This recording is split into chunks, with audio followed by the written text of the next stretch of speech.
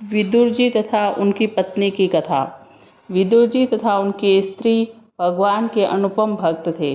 विदुर जी धर्म का अवतार थे। मांडव्य ऋषि के श्राप के कारण उनको यह मनुष्य देह धारण करनी पड़ी थी। महाभारत में उनकी कथा विस्तार पूर्वक मिलती है। विदुर जी तो भगवान के भक्त थे ही, किंतु उनकी धर्म पत्नी उनसे भी अधिक भगवान की भक्त थी।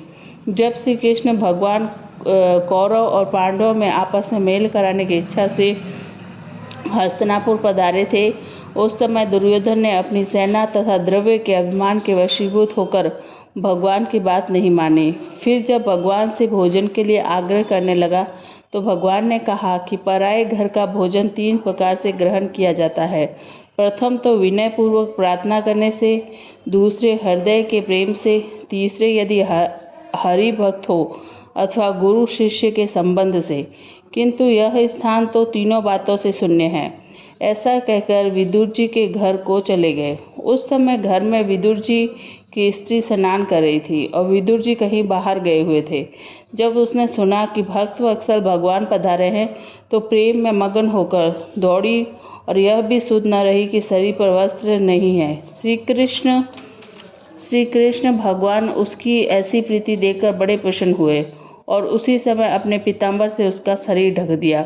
विदुर जी की स्त्री बड़े प्रेम से भगवान को भीतर ले आई और आदर पूर्वक सिंहासन पर बैठाया। अनंतर जब भगवान ने उसकी अत्यंत प्रीति देखी तो अनेक प्रकार के वार्तालाप करने के बाद बोले कि भूख लगी है, यदि कुछ भोजन तैयार हो तो लाओ।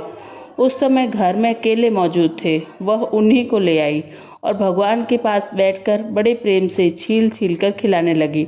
किंतु वह प्रेम में ऐसी बेसुध थी कि केले की गिरी तो पृथ्वी पर पटकती जाती और छिलके भगवान को दे जाती। भगवान उस छिलके को भी बड़े प्रेम से ग्रहण कर रहे थे।